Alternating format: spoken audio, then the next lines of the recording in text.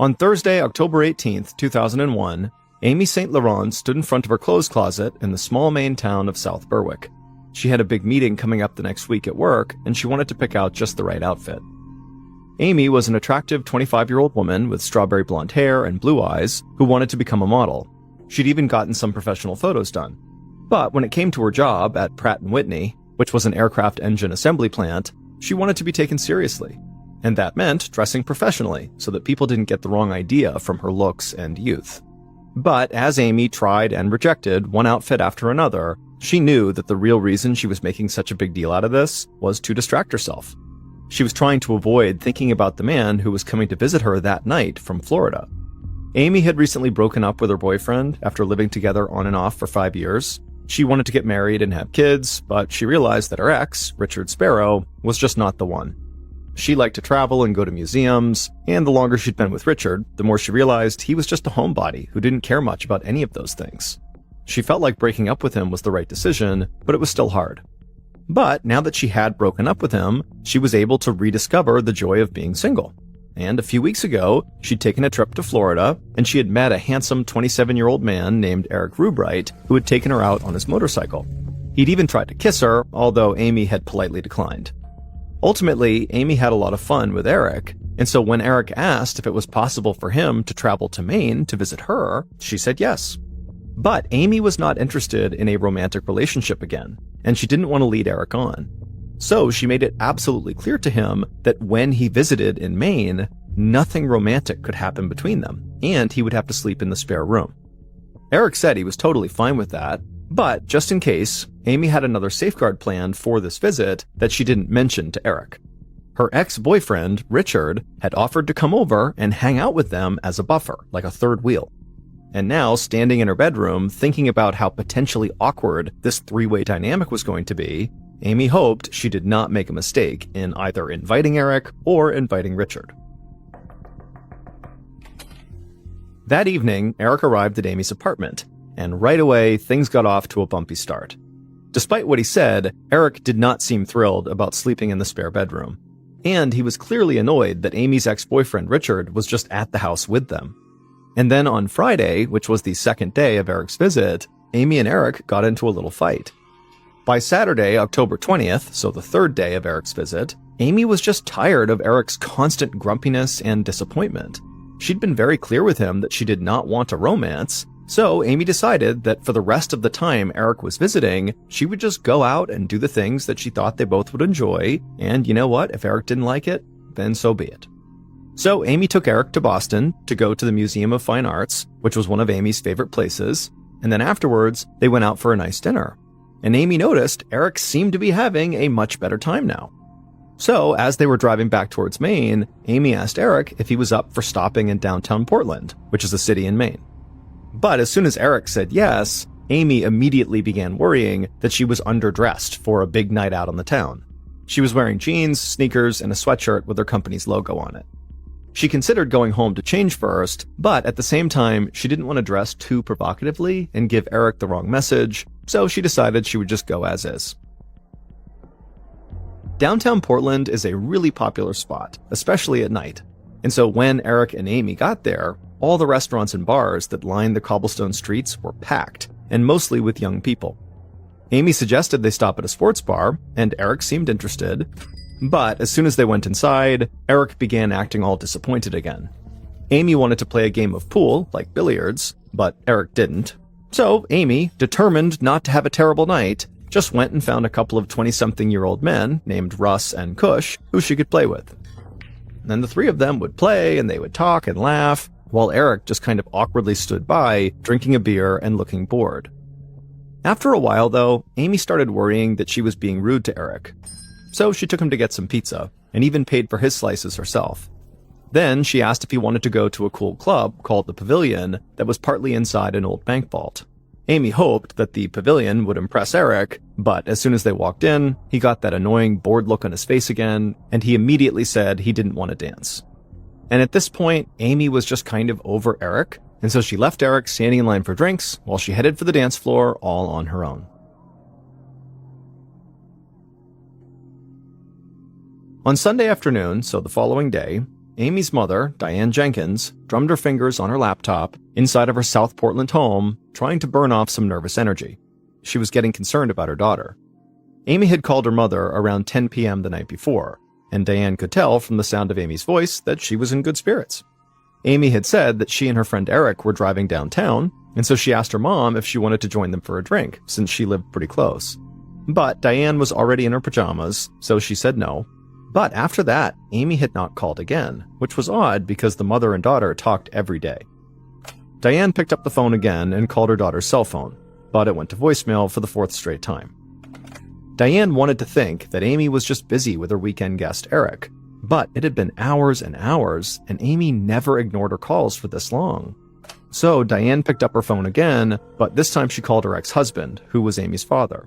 He lived close to Amy and took care of her cat whenever Amy was away for more than a few hours.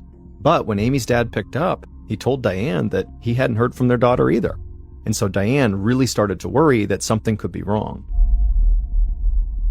The next morning, when still Amy had not called her mom, Diane called Amy's work. But the person who answered the phone call said Amy hadn't shown up, and she hadn't called ahead or emailed ahead to tell anyone why she was not coming into work. At this point, Diane felt a full-blown panic attack coming on as it dawned on her that her daughter truly had disappeared. And so Diane hung up on that call and then immediately called the police to report her daughter missing. That evening, which was October 22nd, 2001, Detective Danny Young flopped onto the sofa and flipped on Monday Night Football. It was the veteran detective's first night off since the 9/11 terror attacks on the World Trade Center in New York.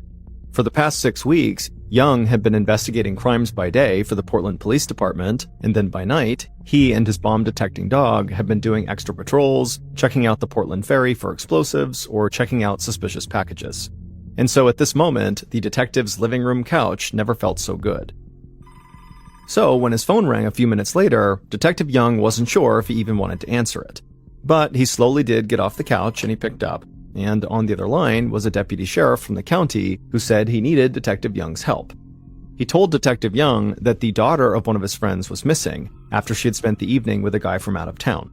The sheriff told Young that the woman's name was Amy St. Laurent, and her mother had already filed a missing person report in Portland, and her family had already gone out and begun putting up missing person posters all over the place. But police had not launched a full-scale investigation yet because Amy was an adult and she had not been gone for very long. But this deputy was wondering if maybe Detective Young could help off the books. Detective Young wanted to say no because he was exhausted, but Amy's disappearance felt oddly personal to him. He had a daughter who was not only Amy's age, but shared the same name. And like Amy St. Laurent, Young's daughter also loved going to the Pavilion nightclub. As the deputy sheriff told Young more about Amy and why her family was so worried, Young's gut told him something was wrong here. So he told the deputy he would look into this. After the call with the deputy sheriff ended, Detective Young called a supervisor to tell him he was going to investigate this Amy St. Laurent case. But the supervisor thought this was a bad idea, that it was a waste of time.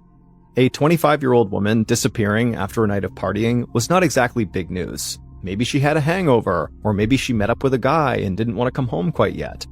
Ultimately, the supervisor felt like the chances that something bad had happened to Amy were pretty slim. Also, the supervisor pointed out that this was Detective Young's first night off in a really long time, and he needed to take a break. But Young was adamant that he wanted to do this, and so after some convincing, his supervisor let him launch his own unofficial investigation. Before Detective Young left his house, he called a sergeant at the police station.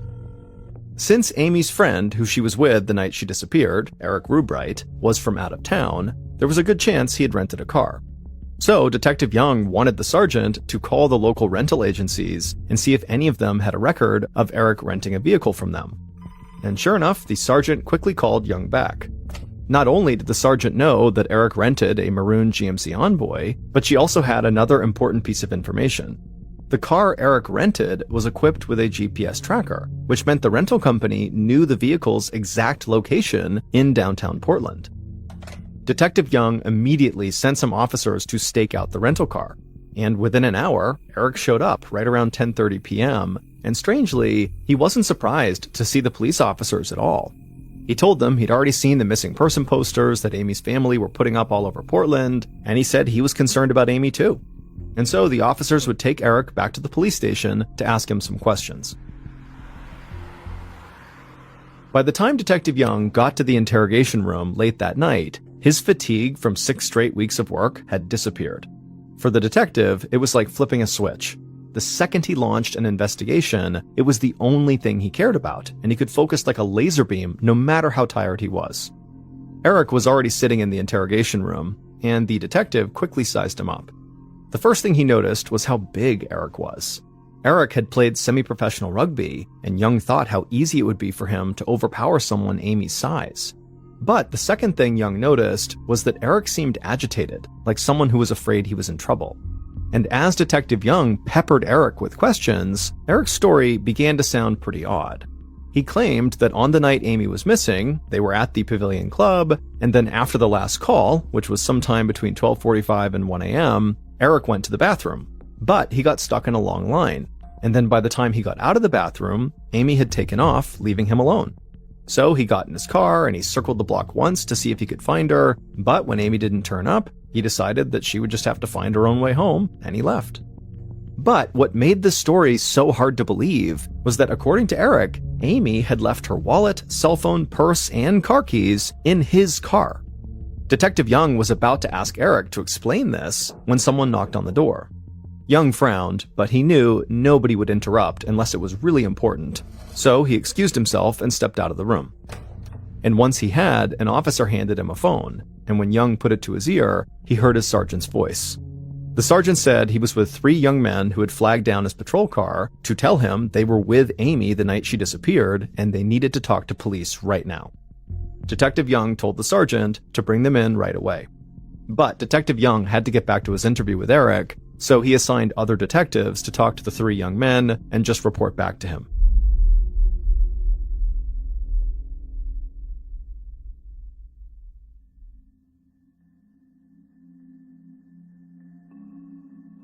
The 3 young men eventually arrived at the police station, and they introduced themselves to the detectives.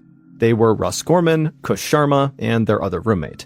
And obviously Russ and Kush were the 2 young men that Amy had played pool with on the night she went missing.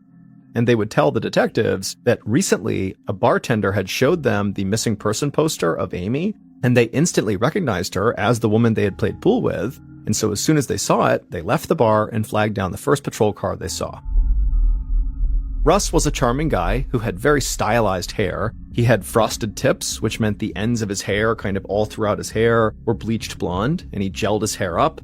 And although he'd only been in Portland for 18 months, he was already a regular in the bar scene there. And he would tell the detective that he and his buddy Kush had been playing pool when Amy had come over and asked to join their game. And Russ would say that actually he and Amy hit it off right away, and he actually asked for her phone number. But Russ made it clear he did not expect this to go anywhere, because he watched as Amy literally went back to her date, and so Russ and Kush just left and went to another bar. But then the 2 men went to the Pavilion nightclub, where sure enough, they ran into Amy again. This was around the time that Amy had gone to the dance floor on her own. She saw Russ and Kush, and the 3 of them basically started dancing together. And so Russ would tell the detectives that the 3 of them just danced all night, and then after last call, Russ said he wanted to keep partying, so he invited Amy to come back to their apartment.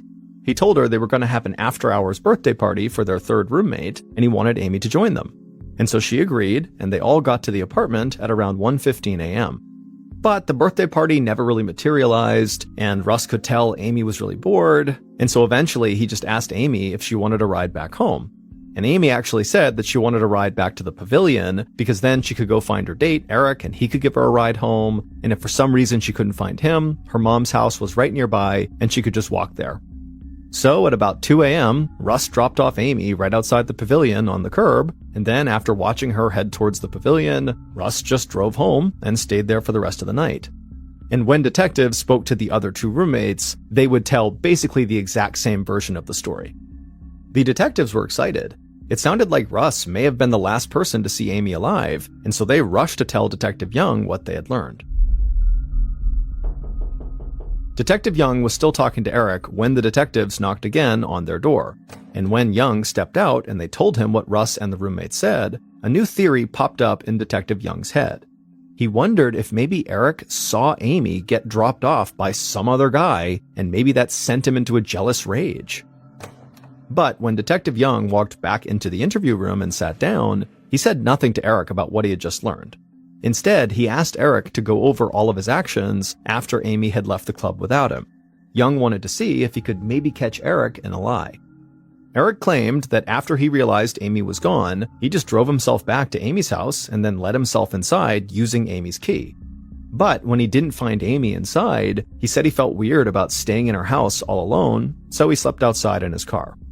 The next morning, Eric said he left his car and went back inside of Amy's house to use her shower and also to drop off all her belongings she had left in his car, and then afterwards he said he did leave an angry note pinned to her apartment door, and then he left her coat outside right on the hood of her car, and he dropped her keys onto one of her tires.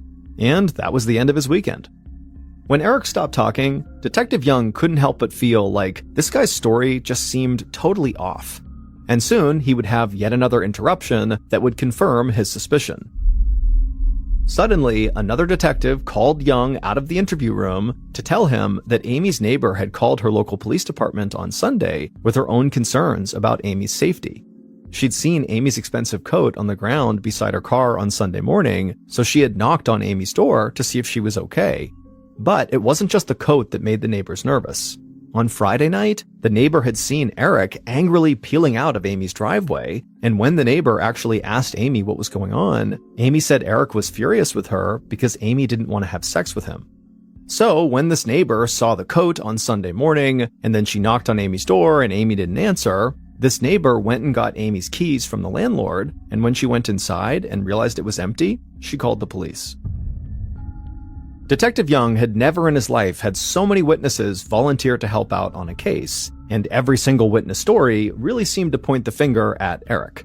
And it was easy to imagine Eric being mad after driving all the way to Maine from Florida only to be rejected, and the neighbor's story was especially damning for Eric, because it meant that Eric was already enraged that Amy wouldn't sleep with him the day before Amy had left him for two other guys at the pavilion. And Detective Young thought Eric's story about driving to Amy's house and sleeping in his car on a night when the weather was in the low 40s, so nearly freezing outside, was nonsense. But when Young went back in to question Eric about all of this, Eric did something very unexpected. He said he had proof that he drove to Amy's apartment late on the night she disappeared. Then he pulled out a receipt from a gas station, which was located on the way to Amy's apartment. And Eric told Detective Young that if this receipt wasn't enough, he also had a witness. On his drive to Amy's, he had to pass through a toll, but he didn't have any money.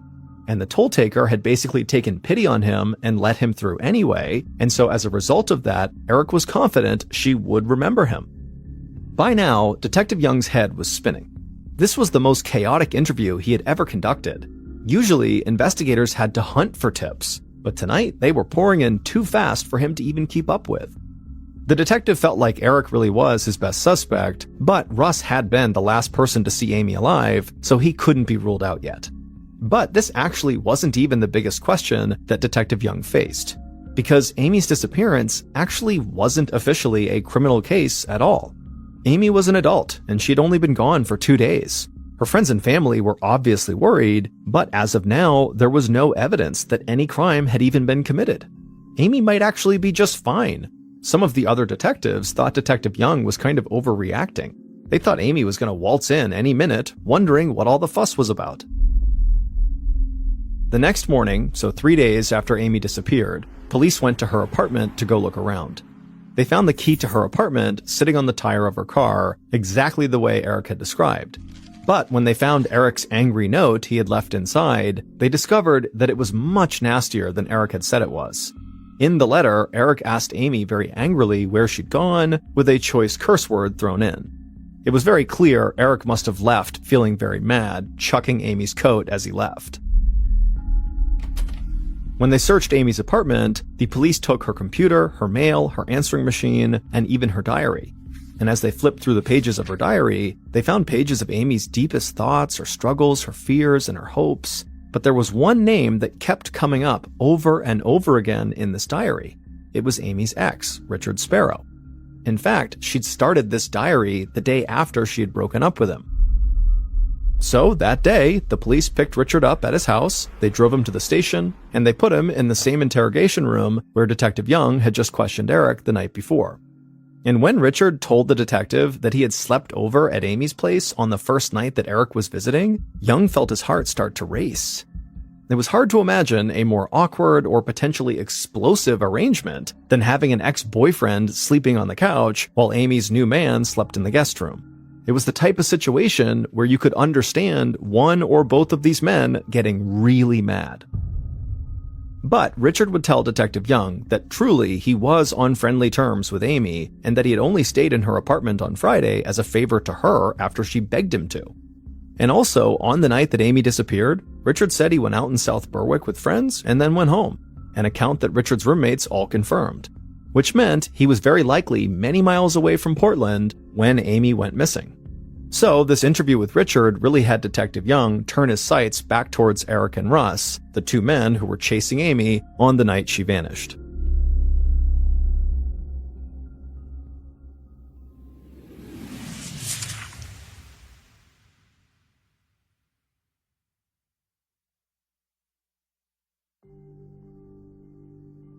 As the days went by with no word on the whereabouts of their daughter, Amy's parents became increasingly desperate. On Thursday, October 25th, almost a week after Amy disappeared, her mother Diane went to the media and offered a $35,000 reward for information that would lead to Amy's safe return. And by now, Amy's case was no longer an off-the-books investigation by Detective Young.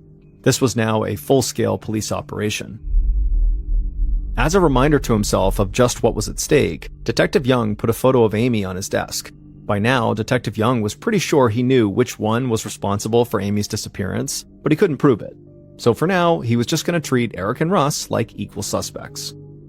When Young had checked both men's backgrounds, he'd found they both had criminal records. Russ was on probation for theft, and the night he gave Amy a ride, he was driving with a suspended license, and facing the prospect of having his license revoked entirely. Eric had some minor drug offenses on his record, but more alarming was his ex-girlfriend in Florida had a restraining order against him. Weirdly, her name was also Amy, and she even kind of looked like Amy St. Laurent. Police had begun a much more aggressive search for Amy. Sheriff's deputies retraced Eric's route from the nightclub back to Amy's apartment, checking anywhere that somebody might be able to hide a body, but they found nothing. Police in surrounding communities looked through abandoned buildings, and they searched the train tracks and highways and the edges of the harbor. National Guard helicopters searched from above, and detectives even spent their own time looking for Amy on weekends. But no one could find any trace of Amy. Meanwhile, both primary suspects left town. Eric went back to Florida where he lived and worked, while Russ went to Alabama since he had family there. Usually, Detective Young would want to keep his suspects close, but in this case, he was actually happy that both men had left. He figured the killer might relax once he was away from Portland, and maybe he might confess something to somebody close to him. 5 weeks later, there was still no sign of Amy, and everyone at this point feared she was dead. Officers who had initially been skeptical that Amy was even in trouble were now drawn into the case out of real concern for the young woman. They'd learned so much about Amy during the investigation, not just the details of the last few days before she vanished, but the details of her life, how kind she was and how spontaneously generous. One couple told police that Amy gave them money out of her savings one Christmas when they didn't have money to buy presents for their kid. Another friend told police that Amy one time had paid for a plane ticket so the friend could fly home to celebrate her parents' 50th wedding anniversary. Amy even took a leave of absence from work to stay at a friend's bedside when they were in a coma in the hospital. Some of the officers began referring to Amy as, quote, our Amy, almost like they were her father. Detective Young found himself constantly looking at that photo of Amy he kept on his desk, and whenever he looked at her, he felt like she was looking back at him, pleading with him to help her. And as time dragged on without any breakthrough, people in Portland began getting scared that a killer was literally on the loose among them. And you gotta remember that this was around the time right after 9/11, so Americans at this time were very much on edge. And now Amy's disappearance had only made the paranoia much worse for people in Portland. As the lead detective in the hunt for Amy, Detective Young felt like so far he was letting the public down, especially her family. But he didn't really know what else to do. Without a body, he had no crime scene and no evidence, and so he was totally stalled. And that's when Detective Young got an unusual offer. A lieutenant from the Maine Warden Service named Pat Dorian thought he might be able to help find Amy. Every year, Dorian and his team found over 300 lost hikers, mostly people who got turned around inside of Maine's vast forests. Even though they'd never looked for a dead body before, the lieutenant thought the wardens might be able to apply their expertise to this case. Detective Young wasn't sure that a bunch of game wardens could help, but winter was coming, and once there was snow on the ground, finding a body would be much more difficult, if not impossible. So Detective Young told the lieutenant that yes, he would like his help. So on Monday, December 3rd, which was 6 weeks after Amy had vanished, Detective Young squeezed into a crowded conference room at the police station and took a seat at the conference table. Detective Young's team sat on one side and Lieutenant Dorian's on the other, all of them looking over a table full of equipment, computers, and mapping programs. Detective Young began by showing the wardens all the places the police had already searched. But Dorian really wanted to know more about the suspects, so his team could get a better sense of where either man might go to dispose of a body. So Dorian asked questions like, how familiar were they with the woods and the outdoors? And were they the kind of people who would feel comfortable hiking into an unfamiliar area? Detective Young decided he would just focus on the one suspect he was pretty sure was responsible for Amy's disappearance, which by this point he fully expected was a murder. It was a gamble what he was doing, but in his experience, Young had seen that the more focused a search is, the better the results. So for hours, the people at this table, Dorian, Young, their teams, discussed every detail of the case, and about the one suspect that he was focusing on. But a question from the wardens caught the detectives by surprise. Did their suspect have access to a shovel? And surprisingly, despite all their interviews and questions, none of the detectives had any idea. So immediately after the meeting, Detective Young asked other investigators to find out whether the suspect had a shovel. And right away, word came back that the suspect did have a shovel, and in fact, he had borrowed this shovel recently. 5 days later, at 6:30 a.m. on December 8, 2001, a new, massive search for Amy began. 100 officers and 45 Maine search and rescue volunteers fanned out across southern Maine, along with cadaver dogs that are trained to smell dead bodies. But after hours of searching, the team found nothing. The cadaver dogs indicated that they smelled something a few times, but it turned out to just be nothing but dead animals. Then, around 1 p.m., searchers turned down a side road off the highway that had been used to haul gravel to expand the road. At the end were trails that led off into the brush and some debris from the construction. With snow closing in, the searchers spread out in a line shoulder to shoulder and marched into the woods just as they had at other potential burial spots. And after about 30 minutes of this, one of the searchers ducked under a branch and they came upon a spot where the earth seemed to have been pressed down and kind of smoothed over. So the searchers brought over the dogs, and right away the dogs were barking and pointing at that spot on the ground. Searchers immediately yelled out for Detective Young to come over, and when he did come over and he looked down at the spot, he could see there were some pine needles that had been thrown over this area, almost like to disguise it, and so it seemed very likely this was a burial spot. And sure enough, when searchers got their shovels and began digging in that spot, they would uncover Amy's badly decomposed body. The next day, Sunday, December 9th, the medical examiner conducted Amy's autopsy. And from this autopsy, it was clear that Amy had been beaten and shot. But there wasn't much other physical evidence to go on. There were no fingerprints or DNA from the killer on the body. In fact, her body was so decomposed that the medical examiner needed Amy's dental records just to confirm it was really her. 5 days later, on Friday, December 14th, Amy's family held a memorial for her at a funeral home in South Portland. 25 white candles surrounded a photo of Amy, one for every year of her life. Beside the memorial sat a bouquet of pink roses, just like the flowers that her father would give her every year for her birthday.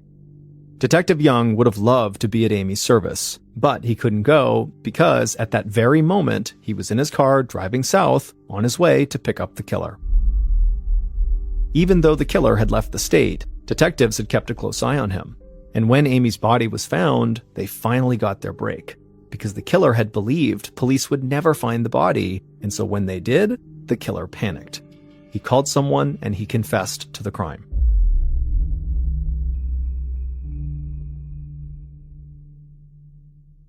Finally, all the pieces fell together, and for the first time, Detective Young knew what really happened to Amy.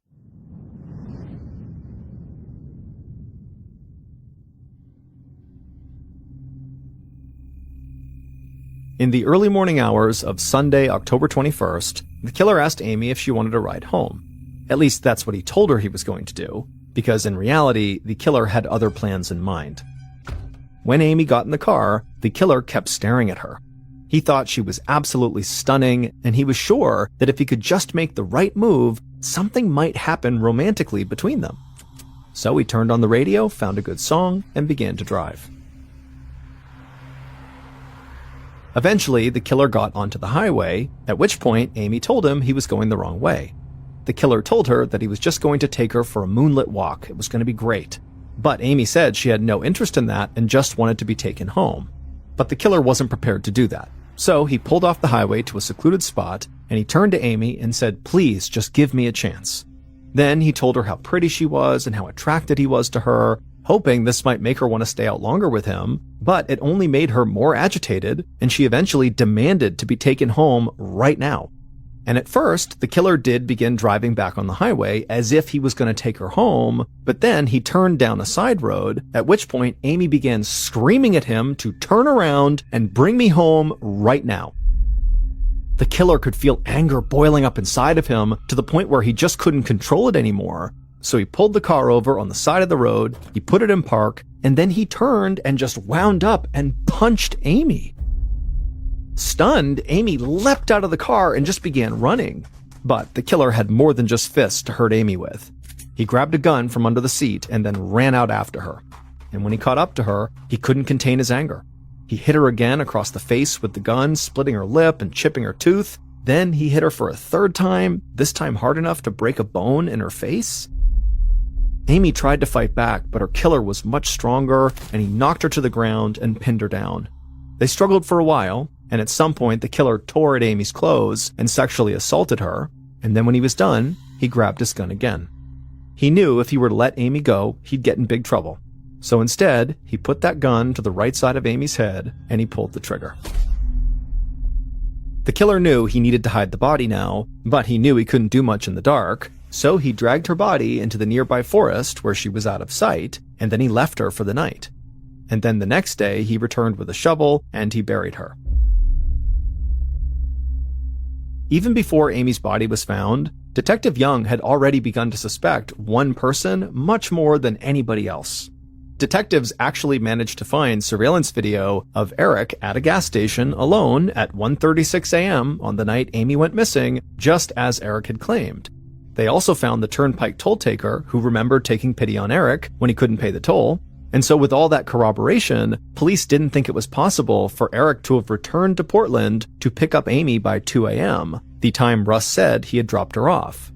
But police had a harder time verifying Russ's claim that he had driven Amy from his apartment to the Portland nightclub and then returned home in just 25 minutes. Russ's roommates had vouched for him, but their stories didn't hold up. His roommate claimed he knew Russ came in around 2:25 a.m. because he was in the middle of writing an email to his aunt when Russ walked in. But when police looked through his emails, there was no record that he actually sent any email to his aunt. And police could not find a single person who actually saw Russ drop off Amy at the pavilion. Instead, police found evidence that Russ was lying. He got pulled over by police on the night that Amy went missing at around 3:14 a.m. for not dimming his high beam lights. So clearly he hadn't come home quickly and then stayed home like he had claimed, because here he was out and about at 3:14. Then, after Amy disappeared, police found that Russ had borrowed a shovel from his mom's boyfriend, and the location of her body where she was buried, it was found less than 4/10 of a mile from Russ's mother's house. And in addition to all that evidence, Russ actually just confessed the entire crime to his mother after news broke that Amy's body had been found. On Monday, June 30th, 2003, Russ Gorman was convicted of killing Amy and sentenced to 60 years in prison.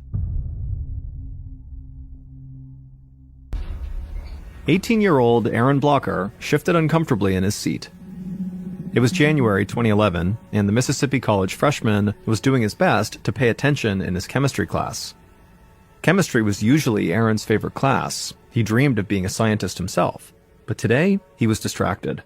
His stomach was cramping, and he really had to go to the bathroom. Aaron had Crohn's disease, an illness that causes stomach cramps, severe weight loss, and diarrhea. He'd been diagnosed the year before, but for the past few weeks, he'd been suffering from a prolonged flare-up. Already this morning, Aaron had left the lecture hall 3 times to go to the restroom. Aaron tried to ignore all the twisting and churning that was going on in his stomach and just listen to the lecture, but pretty soon Aaron realized he couldn't ignore it any longer. So, like he already had 3 other times so far this morning, he quietly got up and began heading for the door again. But as Aaron climbed the stairs that led out of the lecture hall, he tripped over a backpack and nearly fell. Now, immediately, Aaron heard people laughing at him in the classroom, but that didn't really bother him, because all Aaron was thinking is, thank goodness that was not worse. Aaron had always been a bit uncoordinated, and he did fall kind of a lot, and unfortunately, he was very prone to breaking bones from even the mildest of impacts. As a child, he had managed to break his nose, his fingers, and his wrist, and he had also dislocated several joints. Thankfully, though, on this day, Aaron did reach the doors of the lecture hall in one piece, and then once Aaron was out the doors, he hustled his way down the hall towards the bathroom. 2 nights later, Aaron sat in the college cafeteria across from his girlfriend, Emily, who he had been dating for nearly a year. Aaron was a grade ahead of Emily, so she was actually still in high school. She was a senior. But his college was not far from her home, and so she came to visit him whenever she could. Emily had just gotten her first tattoo, and she was telling Aaron all about the experience, but Aaron was having a really hard time focusing on her story. The distinctive sort of greasy aroma of sloppy joes and tater tots filled the busy dining hall, and it was making Aaron feel really nauseous.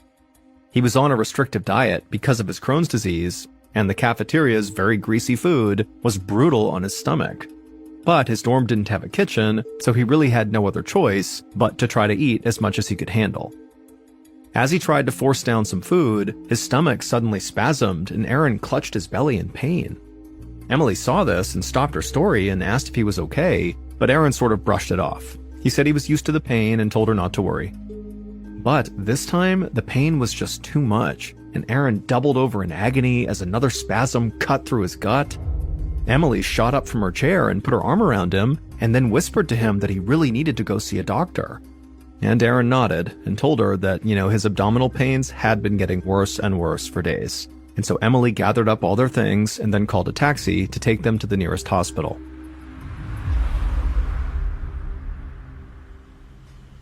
A couple of hours later, Aaron laid in a hospital bed in the emergency room with Emily sitting by his side.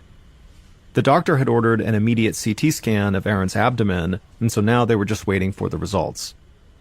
Aaron clutched Emily's hand and let out a deep breath. He was, unfortunately, quite used to hospitals, doctors, needles, and machines. And in virtue of being Aaron's girlfriend, Emily, too, was very accustomed to this environment. Aaron was very grateful to have his girlfriend by his side. And so he looked up at Emily, and he told her he just could not imagine going through all this stuff by himself. But before she could reply, the ER doctor came into the room with Aaron's test results. And the doctor got straight to the point and said he'd found something very troubling in Aaron's CT scan. But it was actually not Aaron's gut that was concerning the doctor. He said during the CT scan, as they're trying to photograph his abdomen, the scan had kind of inadvertently caught a bit of Aaron's hip bones. And basically, the bones showed signs that they were dying. It's a condition called avascular necrosis, which happens when blood supply to a bone is cut off, and so the tissue decays. Aaron closed his eyes and grimaced. He wondered if maybe this condition he'd never even heard of might explain his history of so many broken bones. Aaron quickly filled the doctor in about his medical history, and how doctors had really struggled to figure out why his bones always seemed so brittle. Throughout his childhood and teenage years, Aaron had been tested for various conditions, from common issues like arthritis to a rare genetic condition called Wilson's disease. But each time, the results were either negative or inconclusive. It wasn't until Aaron was diagnosed with Crohn's disease a year ago that Aaron finally got an answer that sort of made sense. His doctor had told him that because his Crohn's disease had been untreated for so long, Aaron had been malnourished, and as a result, his bones were weakened. But that was a year ago, and since then, Aaron had done everything in his power to eat right and build up his strength, and so it just seemed like, he would have been doing better by now. The ER doctor listened closely and took a bunch of notes. Then, after Aaron was done speaking, the doctor asked him if he was taking any new medications. And Aaron nodded and said that yes, for the past 8 weeks, he'd been taking low doses of a steroid called prednisone to help reduce the inflammation caused by Crohn's disease. Aaron could see from the ER doctor's expression that he was puzzled. The doctor said that steroids could cause bone damage like this, but only with prolonged use and high doses. In his opinion, 8 weeks was just not enough time to cause this much damage to Aaron's hips. But just to be safe, the ER doctor recommended that Aaron go see the other doctor who'd prescribed him this steroid to see if maybe they could change his treatment plan. Aaron's mind was swirling. He had convinced himself that if he could just get his Crohn's disease under control, he could live a normal college student life. But now here he was being told he had an even bigger problem with no clear solution. And so Aaron shook his head in disbelief. But at the same time, he tried to stay positive. He hoped that if he stopped taking steroids, his bones would stop breaking down and he would get better. 2 years later, on a muggy summer day, Aaron clutched the sticky vinyl seat of a campus shuttle bus. Every time the bus hit even the smallest of bumps, Aaron would feel pain shooting through his hips. Aaron was now 20 years old and working hard towards his degree in biology and medical sciences. It was fascinating to him to learn how the human body worked. He hoped that someday he'd know enough to understand what was happening to him. Because Aaron was still in constant pain. His weakened hips made it really hard for him to walk around campus, so he took the shuttle bus as often as he could, even though it was quite painful. Right after visiting the emergency room 2 years earlier, Aaron had stopped taking steroids, but that hadn't helped, and his hips had only gotten worse. At this rate, Aaron knew he could be facing a hip replacement surgery before he even turned 30 years old. When the shuttle bus came to a stop, Aaron carefully climbed down the steps and limped into the lobby of the school's medical building for an appointment with his orthopedist. He sighed as he shuffled his way into the very familiar waiting room. Doctors and nurses and hospitals were now as much a part of Aaron's life as college professors. A few minutes later, Aaron hobbled into an exam room and climbed up onto the crisp white paper covering the examination table. When the doctor arrived, he asked Aaron to lie down, but Aaron was in so much pain, the doctor had to actually help him lie down. After poking and prodding Aaron and also guiding Aaron's legs through several movements to check his range of motion, the doctor stepped back and grabbed Aaron's latest scans and began looking them over. And as he did, Aaron could tell he was very likely about to hear some bad news. He had seen that same concerned look on many doctors' faces in the past. Finally, the orthopedist lowered the paperwork and told Aaron that his avascular necrosis in his hip bones had continued to worsen and it was leaving behind a lot of dead bone tissue. And so he wanted Aaron to consider a surgery called core decompression to remove the diseased bone in Aaron's hips. Once the dead bone was gone, new blood vessels could develop and healthy bone could grow back. Ideally, this procedure would reduce Aaron's pain and help him avoid total hip replacement surgery down the road. Aaron was so desperate to feel better that he only had one question. How soon could they schedule this surgery? 8 weeks later, Aaron was at home in his small off-campus apartment, studying in bed. He hadn't been able to move much since his surgery, and he was irritable at how slow his recovery had been. He was having trouble focusing on the biology textbook he was reading, so he put it down and reached for the TV remote. But when he clicked the power button, the TV wouldn't turn on. Aaron wondered if maybe the remote's batteries were dead, so he carefully swung his legs over the side of the bed, grabbed onto his headboard, and pulled himself upright. Then Aaron grabbed the aluminum walker right next to his bed that he needed just to get around, and he inched his way across the room to his desk.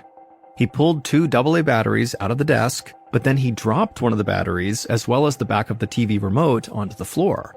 And Aaron suddenly thought to himself, what is he going to do? Getting down on the floor on his hands and knees was just totally out of the question. It would not only be very painful, but he also might not be able to stand up again. And so Aaron just suddenly felt overwhelmed by how much pain he was in, how inconvenient his life now was, and also just the fact that 2 months after surgery, it just did not feel like he was getting any better. But just then, Aaron heard the key in the front door, and a moment later, his girlfriend Emily called out his name. Aaron was so relieved that she was there. He yelled that he was in his bedroom and he could really use some help. Emily came into the room, and she could see that Aaron was very distraught. She helped him back into his bed and then reached under the dresser to retrieve the battery and the back of the remote. Emily suggested that Aaron just close his eyes for a half hour and she'd make him some lunch. Aaron smiled and felt so thankful to have Emily in his life, and then he did close his eyes. But Aaron was too anxious about his situation to fall asleep.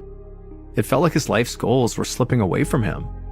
Aaron had to take time off of school after the surgery, and he didn't want to delay getting his degree any longer. And so he really just had to find a way to get better soon, or else the future that he longed for with Emily just wouldn't be able to exist.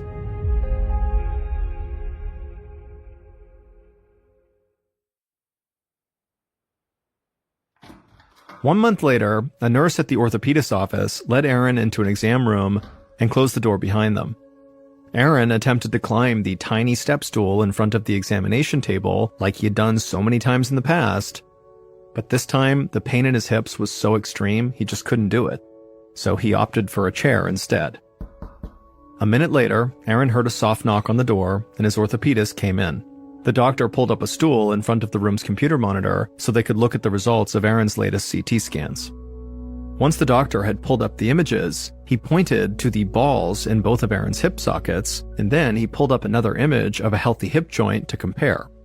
The doctor said that on the healthy hip, the ball and socket looked like a smooth round sphere surrounded by space. But on Aaron's hips, the balls looked broken down and fractured. The joints were surrounded by white shadows that represented scar tissue that had grown and grown over the years. This was obviously not what the doctor or Aaron had hoped for. The bones in his hips were grinding together and continuing to break down, which meant the core decompression surgery was a failure. Aaron asked the doctor why his bones kept decaying no matter what doctors recommended, and the doctor admitted he simply didn't know. The doctor said the next step would be a double hip replacement surgery. But he assured Aaron that although it was unusual to replace hips in someone so young as Aaron, it was a common surgery with great results. And so he told Aaron that after his surgery, he would very likely be able to walk easily again and his pain would be gone. But despite that, this was still a very difficult decision for Aaron. If he went through with the hip replacement surgery, he would need up to a year of recovery and rehab, which would mean putting his schoolwork on hold again when he was so looking forward to graduation and doing scientific or biomedical research in the real world. And so this was going to be a really challenging decision. But then Aaron stood up to go get his jacket, and his hips hurt so much just walking the 3 feet to the coat hanger, Aaron realized he really had no choice here. The pain was so bad and it was only getting worse, and so he basically had to do the hip replacement surgery. 4 years later, in 2016, the clock radio on Aaron's nightstand belted out a pop song, jolting him awake. Aaron rolled over and hit the snooze button, and as he did, he smiled. Before his hip replacement 4 years ago, rolling over would have been so painful, but now he was moving just fine. It had taken a long time to become this healthy again. Following the hip replacement surgery, Aaron had to stop going in person to school and take online classes in order to finish his degree on time. He spent his time mostly indoors and bedridden, but slowly he had regained his mobility and had gotten his life back on track. Aaron had graduated from college and was now pursuing a master's degree in biomedical research at Mississippi College. At the age of 24, 4 years after the surgeries, Aaron was finally focusing on his future rather than his pain. Through it all, Emily had stayed by his side, like always. And at the end of 2012, Aaron asked her to marry him, and to his delight, she had said yes. They were married on August 1st, 2013, the best day of Aaron's life. Aaron could hear Emily in the kitchen cooking up some breakfast. A moment later, she called to him and asked if he wanted some eggs. Aaron yelled back that he'd be right there as he put his slippers on. Just then, Aaron's alarm clock went off again, and without thinking, Aaron twisted around to stop it. And as he did, he suddenly felt an excruciating pain in his left hip. The worst pain he had ever felt in his entire life. Aaron instantly writhed in pain and fell back on the bed and shouted for Emily. She rushed into the bedroom and tried to help Aaron stand, but he couldn't move his left leg at all because the pain was now totally unbearable.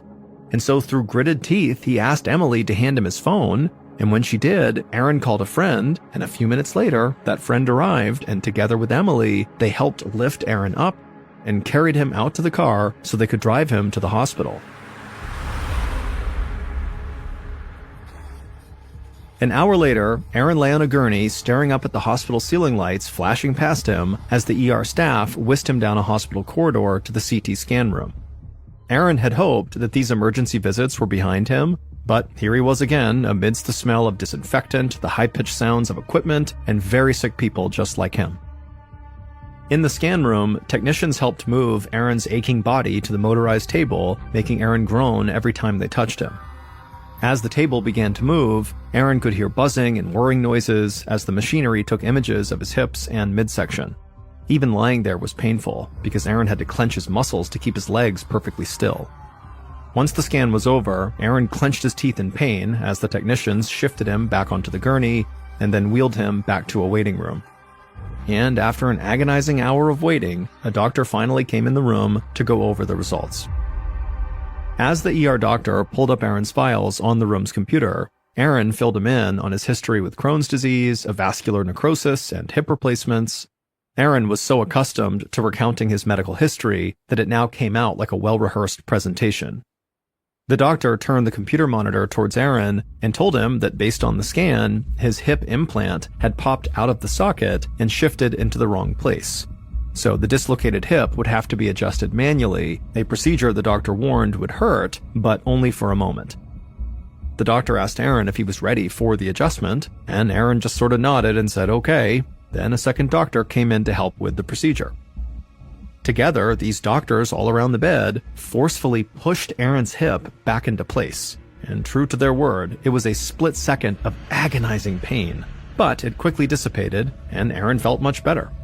He asked the doctor what was next, and he got a familiar answer. Go back to your orthopedic surgeon for a follow-up. Several days later, Aaron sat inside the usual exam room at his orthopedist's office. The doctor examined Aaron's CT scans in silence for a minute, and then finally he spoke, and Aaron felt his heart sink. The doctor said that even though they had successfully popped the hip back into place, that didn't solve the underlying problem. Aaron's left hip implant had become loose because the bone around it was still decaying, and it was now only a matter of time until the same thing happened with his other leg. As a result, his hip implants were now too small to properly fit inside of their sockets. Aaron was shocked. How could this have happened? He'd followed all his doctor's instructions for years throughout his multiple recoveries and rehabs. He was very careful with his hips and he stayed away from really strenuous activities. And yet, he'd still dislocated his hip just from getting out of bed. It felt like all the progress he'd made was kind of for nothing. Aaron wondered what he could even do at this point to ease his pain. The orthopedic surgeon told Aaron that he couldn't really explain why Aaron's hips were in such bad shape, but he could tell him what should be done to respond. The only remedy he could suggest for now was to remove the damaged old implants and replace them again with larger ones. Aaron left the doctor's office in silence and headed for the parking lot. Then, alone, inside of his car, Aaron burst into tears. He just didn't know how much longer he could keep going like this. By the time Aaron got home, his despair had morphed into anger. He had already endured 11 serious surgeries and more broken bones than he could count, and he was only 24 years old. He'd seen a parade of doctors, and none of them had come remotely close to figuring out what was actually wrong with him. Even if he got another hip replacement, Aaron knew it was only a matter of time until he would have to do it again and again and again if his bones continued to decay. Aaron wondered if maybe he would just spend the rest of his life in a wheelchair. Just then, Emily got home from work, and when Aaron saw her, he went from being mad back to being sad all over again, and he broke down and just started crying. Emily tried to comfort him, but Aaron was inconsolable. So Emily just kind of let Aaron vent, and then once he was done crying and kind of talking about what was going on, she asked him to come keep her company in the kitchen while she made them dinner. Aaron smiled at her and then slowly eased himself into a chair at the kitchen table while Emily poured them each some wine. A few minutes later, Aaron had calmed down and he was thinking clearly, and he told Emily that too many elements of his medical story just didn't add up. Why would his hip implants fail after 4 years when they were supposed to last 20 years? Why didn't any of the other surgeries work? What was actually going on with his bones? If he was going to subject himself to yet another hip surgery, Aaron wanted to make sure he'd exhausted all other options first. But at this point, Aaron didn't trust any doctor to figure it out for him. So if he was going to find a solution, he felt like he would need to do it himself. Several weeks later, Aaron sat in bed with his laptop resting on his lap. Next to him, Emily was quietly reading a book. Aaron had compiled just about all of his medical records dating back to when he was a child, and finally, thanks to his years of studies, he could actually understand what they all meant. When he looked at all of his records together, Aaron found patterns that did make sense for a person suffering from Crohn's disease. But so far, nothing he was seeing could explain his weakened bones. Then, all of a sudden, Aaron sat up straight with a huge smile on his face. Emily noticed and put her book down and asked what was going on. And he showed her a series of his medical records going back a decade, all indicating severely low levels of an enzyme he'd only heard of once before, called alkaline phosphatase. Back in 2010, when Aaron was a junior in high school, one of his doctors had noticed he had low levels of this enzyme, which was why Aaron had been tested for the genetic condition called Wilson's disease. Now, Aaron did not think much of this at the time, since the results were inconclusive, and no one had ever mentioned the enzyme again. But as Aaron dove deeper into his medical records, he noticed the low levels of the enzyme in 2011 as well, and 2012, and 2013. In fact, every year since 2010, his blood tests indicated low levels of alkaline phosphatase. Emily and Aaron looked at each other. What was this enzyme, and what did having low levels of it mean? They wondered if maybe it was the key to understanding what was going wrong with Aaron's body. Emily looked on hopefully as Aaron typed in, "What is alkaline phosphatase?" into an online search engine. The first result he got back was for a website dedicated to an ultra-rare disease with a long name Aaron had never heard of.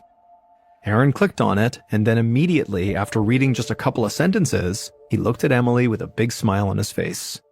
All of his symptoms matched up with what he was reading. Aaron had no doubt he had just found what he was looking for.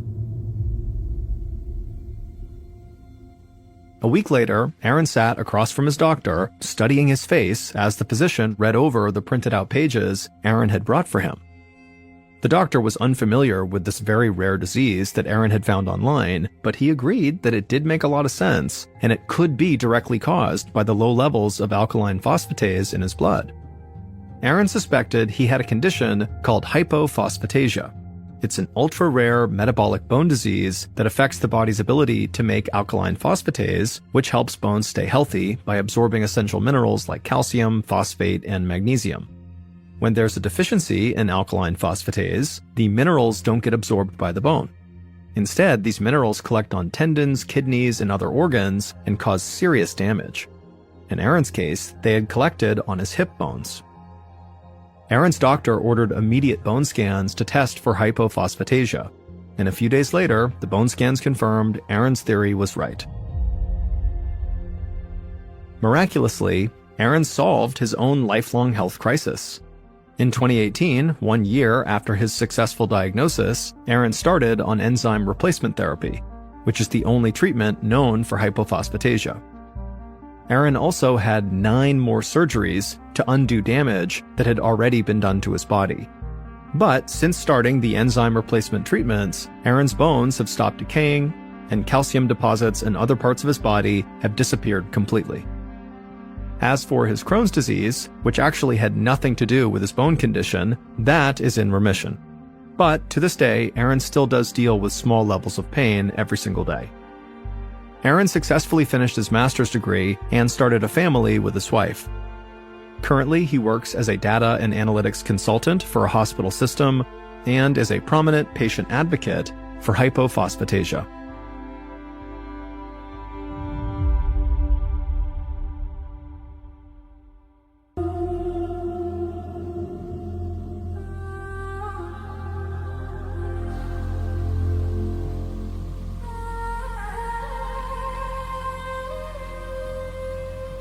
Oh, 0532. The phone vibrates. In a room still wrapped in darkness. One short message. Line 3 is down. No time to ask why. Only one thing matters. The clock has already started running.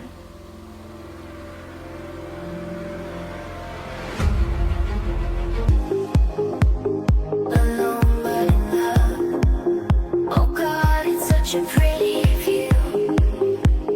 Driving to your house. You say that we're over, whatever, and yet you're crying out my name until you fall asleep. You're my twilight silhouette. Turn out the sun and stay in bed. The deeper I fall, the higher I go. Your hesitation never slow. You say you're over it. Who you think you're kidding?